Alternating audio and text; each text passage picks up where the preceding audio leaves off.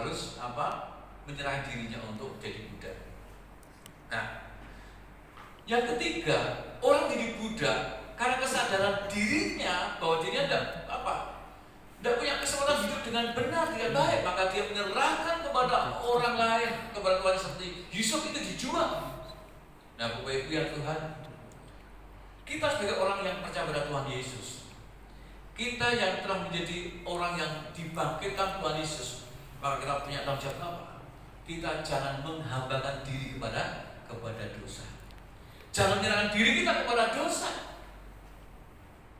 Karena itu menjadi sesuatu yang sangat yang sangat membahayakan kita. Karena artinya kita tidak menghargai tentang apa? Tentang kebangkitan Tuhan Yesus Kristus, tentang karya keselamatan Tuhan Yesus Kristus. Nah, jadi ini yang kedua, makna daripada kebangkitan Tuhan Yesus Kristus. Coba kita perhatikan ayat yang ke-8 dan berikutnya. Jadi kita telah mati dengan Kristus, kita percaya bahwa kita akan hidup juga dengan Dia. Karena kita tahu bahwa Kristus sudah ia bangkit dari antara orang mati, tidak mati lagi, maut tidak berkuasa lagi atas Dia. Sebab kematiannya adalah kematian terhadap dosa satu kali untuk selama-lamanya, dan kehidupannya adalah kehidupan bagi Allah. Demikianlah hendaknya kamu memandang bahwa kamu telah mati bagi dosa, tetapi kamu hidup bagi Allah dalam Kristus Yesus. Nah, yang ketiga Bapak Ibu, ketika kita memahami tentang kebangkitan Tuhan Yesus Kristus, kita memahami bahwa hidup kita ini yang telah diperbarui oleh Tuhan, maka hidup kita harus hidup di dalam Tuhan, hidup di dalam naungan Tuhan, hidup dalam zona yang namanya apa? Zona anugerah Tuhan. Jakarta atau Provinsi DKI Jaya sudah menerapkan namanya apa? PSBB ya. Yang namanya pembatasan sosial berskala besar. Artinya wilayah itu menjadi wilayah yang dibatasi. Orang-orang berkontak sosial. Bahkan kalau sampai melanggar akan ada sanksi. Orang diwajibkan setiap pergi keluar harus pakai masker dan pakai kaos tangan. Tujuannya apa? Supaya tidak terjadi kontak begitu. Nah, ini tidak menjadi kebijakan nasional. Tinggal daerah-daerah tertentu yang mengajukan tentang apa? Tentang usulan itu. Nah, artinya Bapak Ibu dan saudara-saudari, bahwa orang yang hidup dalam wilayah itu dibatasi ruang geraknya. Maka ada yang namanya tidak boleh keluar, tidak boleh pergi dan sebagainya, tidak keperluan yang penting begitu. Nah, hidup kita ketika kita diselamatkan oleh Tuhan, diperbarui oleh Tuhan, maka kita ada apa? Dalam zona wilayahnya Tuhan, area yang telah siap oleh Tuhan. Tetapi kita lihat yang namanya Adam gagal. Dia ada di zona yang namanya Taman Firdaus. Semua disediakan, semuanya disiapkan oleh Tuhan, tapi yang terjadi dosa bisa masuk. Karena apa?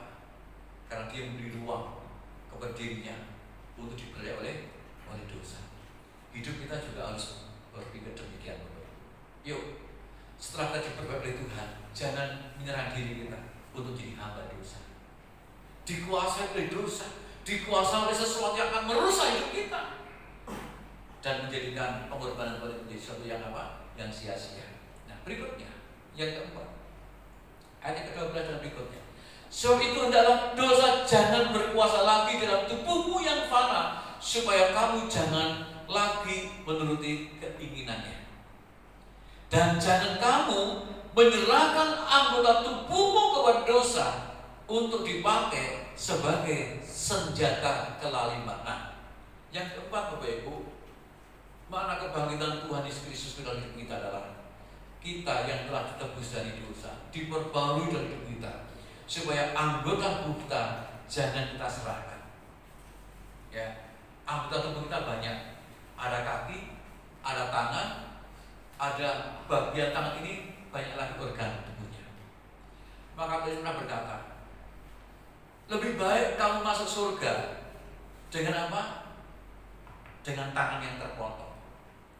Lebih baik kamu masuk surga dengan mata yang dicungkil. Artinya apa? Ini adalah bagian tubuh kita yang bisa menyebabkan kita berdosa.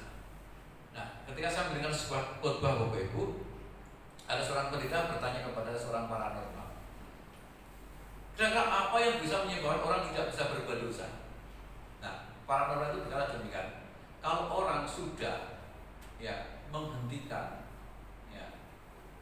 lubang 9 yang ada dalam diri orang itu, maka orang itu bebas dari sebuah dosa.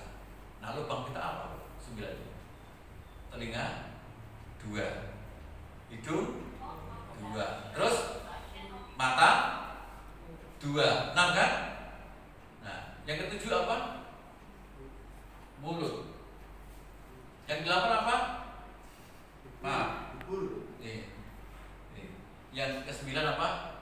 Ini. Loh, itu betul kan? Itu bagian lubang kita. Nah, itulah yang laki-laki. Yang perempuan jenisnya beda lagi. Nah, ketika orang sudah bisa menghentikan 9 lubang itu, maka orang itu tidak akan bisa berbuat dosa, artinya mati. Nah, karena bagian dari ini menjadi sebab penyebab daripada dosa. Telinga dia ada mendengar rasanya tonggone, ada mata melihat orang cantik, hidung menghirup makanan yang enak, mulut mengatakan sesuatu yang tidak baik. Nah, termasuk apa? Termasuk tubuh kita ini, termasuk organ alat kelamin kita. Artinya anggota tubuh kita ini, termasuk tangan, indera dan sebagainya, punya potensi membawa ke dalam dosa. Maka Tuhan berkata, jangan serahkan anggota tubuh.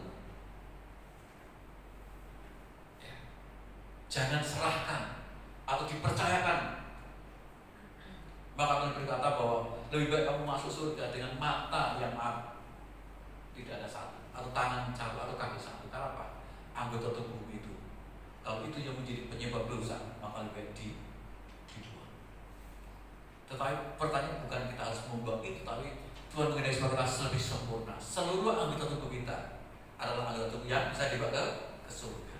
Nah, seperti itu. Nah, yang berikutnya, yang terakhir Bapak Ibu, ayat yang ke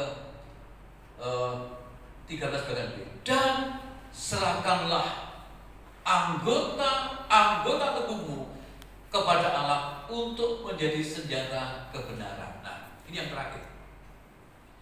Hidup kita akan menjadi hidup yang berkenan pada Tuhan, hidup yang menjadi berkat bagi orang lain, dan jadikan hidup kita kudus di hadapan Allah. Ketika apa? Hidup kita serahkan kepada Tuhan. Maka di gereja Sarmasi ada tradisi ibadah menyerahkan anaknya kepada Tuhan. Ketika anak itu diserahkan kepada Tuhan, orang tua berpikir, kalau sudah serah sama Tuhan, ya sudah, berarti Tuhan yang bekerja, orang tua yang santai saja. Enggak.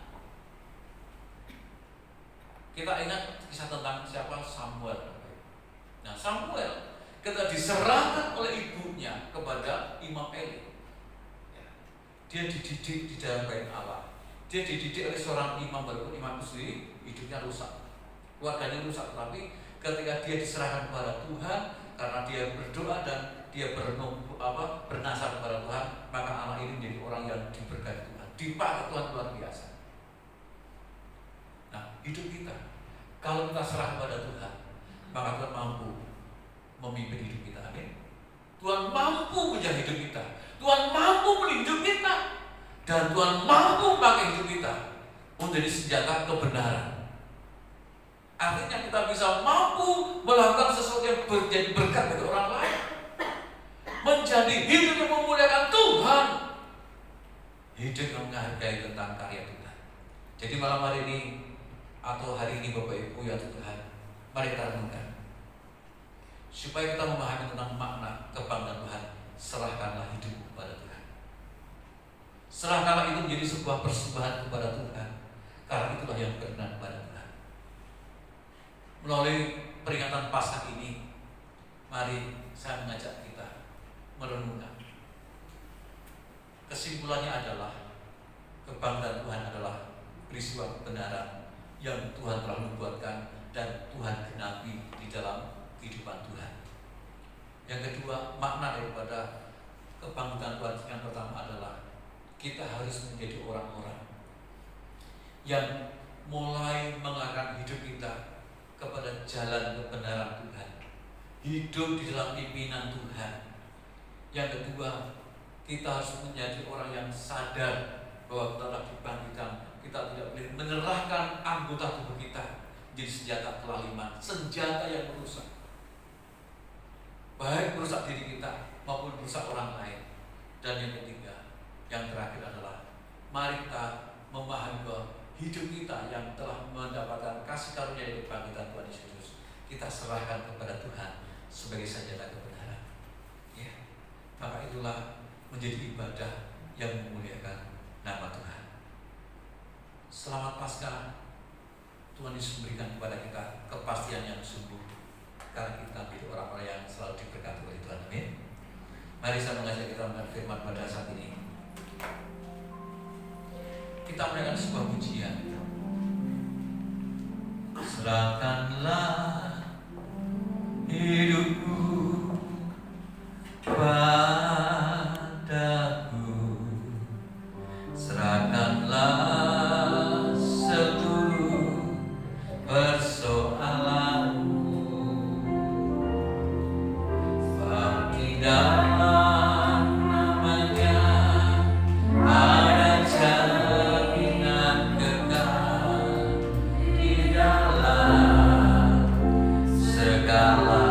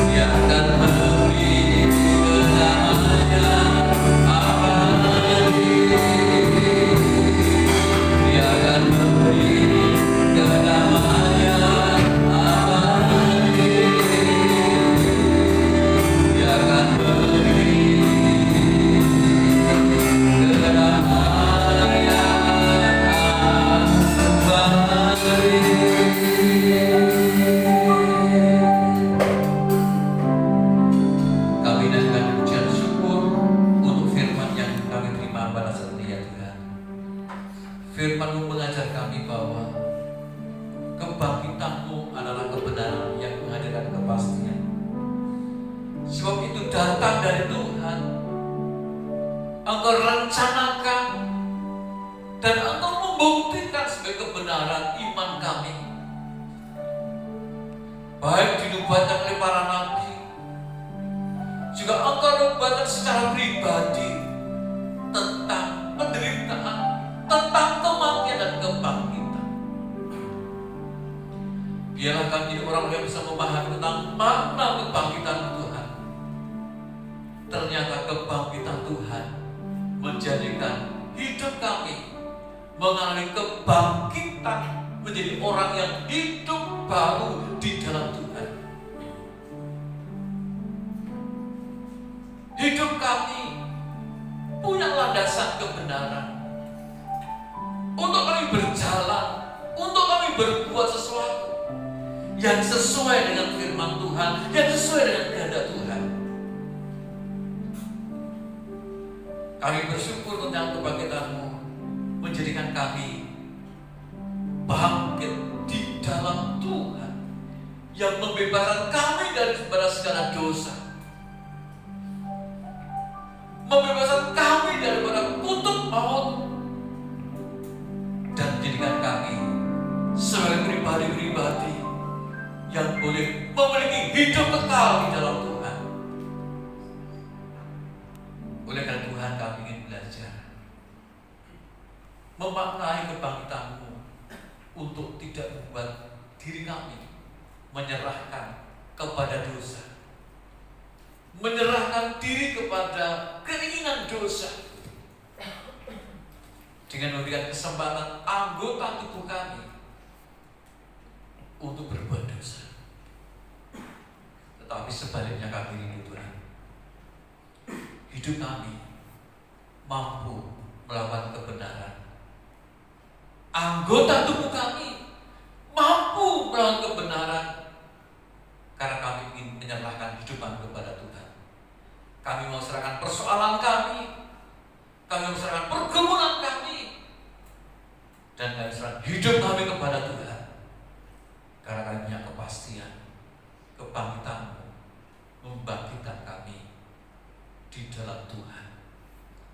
Sekalipun kondisi saat ini mungkin mencemaskan, menakutkan, tetapi kami percaya kami dikuatkan, kami diyakinkan akan kebenaran firman pada saat ini. Biar Paskah ini menjadi Paskah yang tetap mendatangkan sukacita, Paskah yang tetap mendatangkan rasa bahagia, sekalipun kami menjadi orang yang harus melakukan ibadah yang berbeda dengan tahun-tahun yang sebelumnya. Kami percaya yang berdua atas firman pada saat ini hanya di dalam nama Tuhan kami, Yesus Kristus. Kami berdoa dan kami akan ibadah kami selanjutnya dalam pimpinan Tuhan. Dalam nama Tuhan Yesus Kristus kami berdoa. Amin.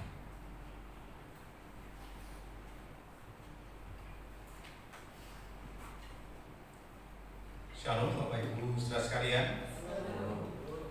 Sungguh hari ini kita membuktikan bahwa di dalam Tuhan kita Yesus Kristus itu ada kasih, ada pengorbanan dan kebangkitan lewat karya Tuhan yang begitu sempurna. Maka dari itu, di tengah-tengah situasi yang mungkin hari ini kita boleh hadapi bersama, spirit akan kebangkitan Tuhan memberikan jaminan bagi kita bahwa kita dimampukan melewati situasi sulit ini, dan pada waktunya nanti Tuhan akan berikan kemenangan bagi kita semua. Amin. Amin. Bapak Ibu saudara sekalian, atas nama Gembala, Majelis, dan sidang jemaat Tuhan, kami mengucapkan selamat merayakan Paskah. Kiranya kita semua tetap ada dalam perlindungan Tuhan, dan proteksi Tuhan akan diberikan bagi kita kalau kita tetap berharap kepada Tuhan. Di tengah-tengah situasi ini, kita mungkin tidak dapat beribadah bersama-sama di gereja, tetapi melalui cara yang lain kita dapat beribadah di rumah kita masing-masing, dan kita dapat memberikan yang terbaik untuk Tuhan. Maka dari itu, mari kita bersama-sama kita tundukkan kepala, kita berdoa bersama-sama untuk keberadaan bangsa dan negara kita, untuk keberadaan gereja kita, untuk keberadaan umat Tuhan yang saat ini menghadapi situasi yang sulit. Kita tundukkan kepala, kita masuk dalam doa syafaat. Bapa dalam surga, Allah yang kami sembah di dalam nama Tuhan Yesus Kristus, kami sungguh bersyukur Tuhan, pada kesempatan ini kami boleh beribadah, merayakan akan kebangkitan Tuhan. Kami bersyukur untuk firman Tuhan yang disampaikan hamba-Mu, yang sekali lagi meneguhkan kami semua bahwa di dalam Tuhan itu nyata, kebangkitan itu ada. Dan lewat kebangkitan Tuhan menjamin bagi kami semua bahwa maut itu tidak berkuasa atas kami. Demikian juga Tuhan, kalau maut itu tidak berkuasa atas kami, kesulitan, segala apa yang menghimpit hidup kami percaya Engkau juga sanggup singkirkan dari kehidupan kami semua. Terima kasih Bapak, terima kasih. Berkati hamba-Mu yang sudah menyampaikan kebenaran firman Tuhan. Kiranya Engkau akan pakai lebih indah untuk alat kemuliaan nama Tuhan. Kami bersyukur untuk jalannya ibadah pada kesempatan ini, dari awal hingga akhir dalam pimpinan Tuhan. Kami bersyukur untuk setiap pribadi yang boleh melayani Engkau pada kesempatan ini, baik itu WL, singers, main musik, dan sidang jemaat Tuhan yang beribadah dimanapun mereka berada. Engkau yang melawat mereka satu persatu. Terima kasih ya Tuhan. Kami percaya Engkau tidak pernah jauh dari kami. Kami percaya tetap gembala bagi kami, yang senantiasa menuntun kami kepada air yang tenang dan rumput yang hijau. Engkau tidak pernah sekalipun lalai untuk menolong kami.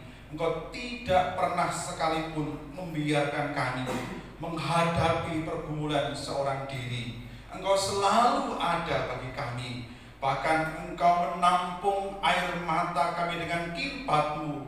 Terima kasih Bapa, terima kasih. Pada kesempatan ibadah Paskah ini, kami sungguh diteguhkan. Dan terus kami mohon pertolongan Tuhan untuk kami semua, agar kami dikuatkan dalam menghadapi situasi yang sulit ini. Untuk kami tetap berharap kepada Tuhan, untuk kami menaruh hidup kami di bawah kaki Tuhan. Karena kami tahu di luar Tuhan kami tidak sanggup berjalan sendiri. Oleh karena itu ya Tuhan, biarlah belas kasihan Tuhan tetap mengiring perjalanan kehidupan kami. Bapa dalam surga, pada kesempatan ini juga kami tidak lupa berdoa untuk bangsa dan negara kami. Engkau mengasihi bangsa ini Tuhan. Engkau memilih pemimpin-pemimpin yang boleh mendedikasikan dirinya untuk kemajuan bangsa ini. Demikian juga di situasi yang sulit seperti ini, Engkau juga berikan pemimpin yang sungguh-sungguh memberikan dirinya untuk yang terbaik bagi bangsa ini. Lawat bangsa ini Tuhan, pulihkan bangsa ini. Engkaulah pemilik atas bangsa ini. Oleh karena itu, kami serahkan sepenuhnya situasi yang sulit berkaitan dengan virus corona ini. Engkau yang akan campur tangan. Kami percaya sebentar lagi Engkau akan bebaskan kami dari situasi yang menghimpit ini. Karena lewat pengorbanan Tuhan di atas kayu salib, kebangkitan Tuhan itu menjadi jaminan bagi kami untuk kami menikmati kemenangan di dalam Tuhan. Terima kasih Tuhan, terima kasih.